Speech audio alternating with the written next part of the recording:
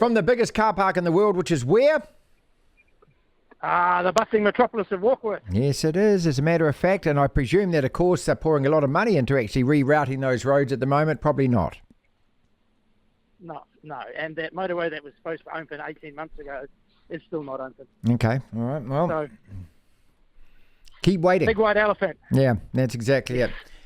So what do we make of Shane van Gisbergen then? This is my thoughts immediately, is that, look, I understand his frustration. I can't understand exactly his frustration, but I understand that he is frustrated.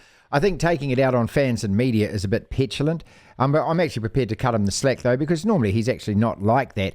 But to front that press conference afterwards is just a bit rude, and I thought the way he behaved with Jessica as well was just a bit rude. And I think that, you know, as a person, he's probably going to regret it over the next couple of days.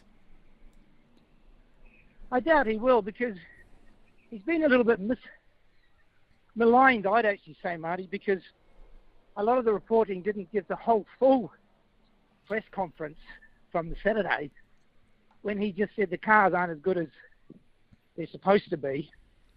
And, you know, it's his first hit out, so they're not going to be good.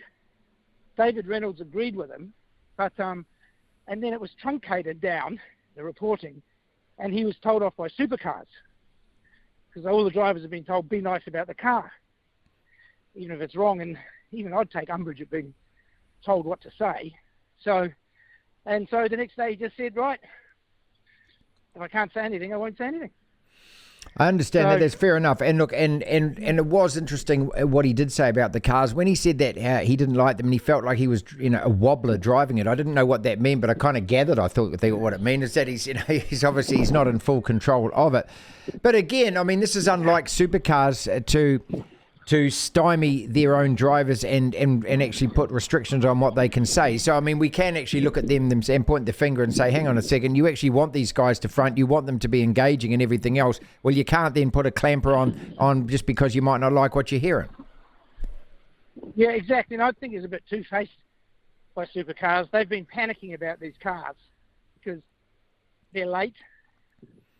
Nobody's only done testing. They've never been driven on a street circuit. So I reckon behind closed doors, before that first race, they would have been bricking it. But as it turned out, no mechanical dramas. They ran faultlessly. You know, as driver errors, they're very, very hard on tyres. And with the lack of aero, they can't actually follow close together. As Shane said, the car becomes almost undrivable. So they've got a lot of work to do, Marty. Yeah, as you say, look, most of it was driver error, and when the crashes did happen, I mean, you know, we were constantly being told, oh, look, they don't have spare parts, and, you know, sitting back. Well, I mean, hello, you're staging a race on a street circuit, which is really windy, narrow, and bumpy, and you don't have spare parts like a front end and a front bumper and things. I mean, that's pretty bad planning, isn't it? Oh, it's appalling planning, and they should never have opened it, as you rightly said. Newcastle is notorious for being very narrow, very tight. The drivers get funneled downhill, and, you know, I don't know, Supercars and common sense, mate. You don't tend to put that in the same sentence, or the Supercars organisers in the same sentence. So, I would have stuck them on a really wide open street, or waited for the Formula One opening at the for the Grand Prix, the Australian Grand Prix, purpose-built circuit, lots of runoff, but who knows how they think, Marty? Who knows how they think? Eric Thompson, the foremost motorsport writer in this country, writing for decades for the Herald, joins us. As far as the racing went, well, it was brilliant racing, wasn't it? And it was superb from Van Gisbergen, the 1-2 punch on the Saturday. Yesterday, and we were texting each other during this, with obviously, with the crashes and the repairs to the track and things like that, they have a time that they're not allowed to go past. Is that kind of a resource consent issue? They said, 5:18 local time was when it actually had to stop, one lap after that. Or is that just, the Newcastle local council saying, okay, we need this time to clean up the streets afterwards and everything else, it can only go till then? Yeah, a little bit of that. And also it's a bit for television, for broadcasting. But, and it's also when we're texting each other about Angus being disqualified for a technical infringement. And I find that really weird because nobody got an advantage.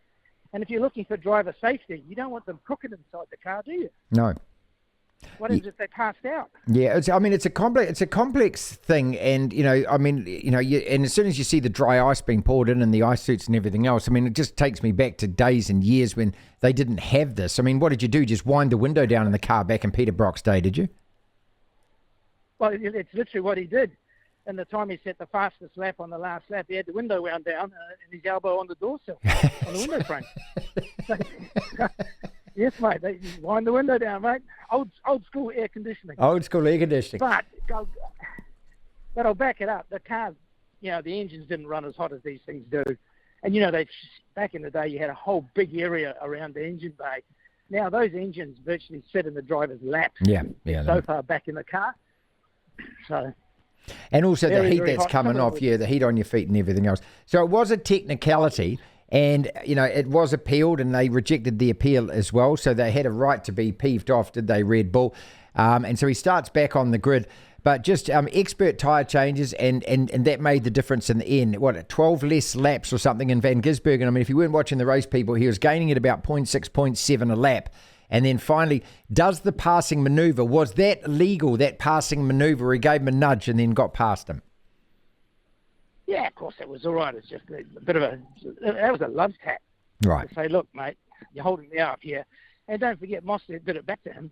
Yes, he did. About 2 corners later. And nobody's mentioning that, funnily enough.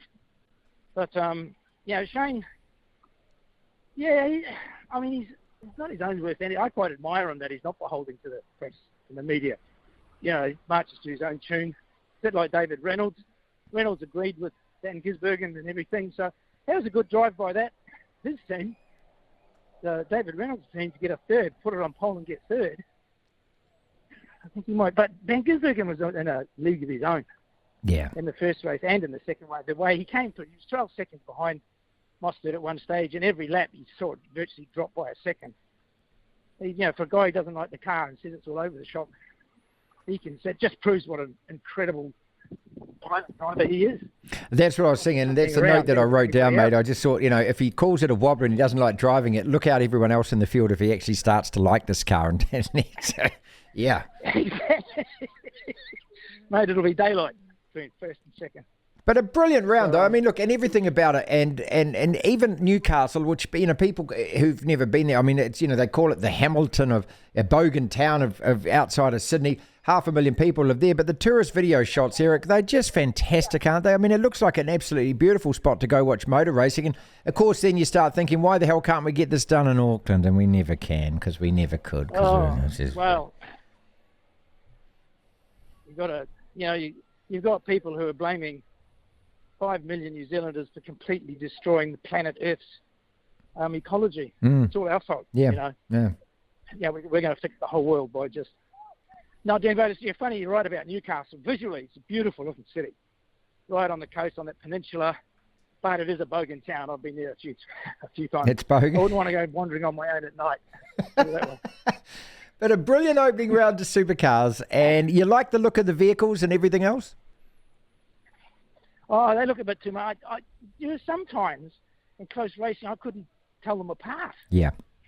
They've both got the very big waists on them, big wide rear guards. If anything, they've made them look too similar, personally. I had to keep looking for the badge. Yeah. Even the back sometimes look the same. So I think I'll just see how it pans out, I think. I'm sitting neutral at the moment, Marty, sitting in the middle. And you know me, I won't sit on the fence for very long. I just want to see another race.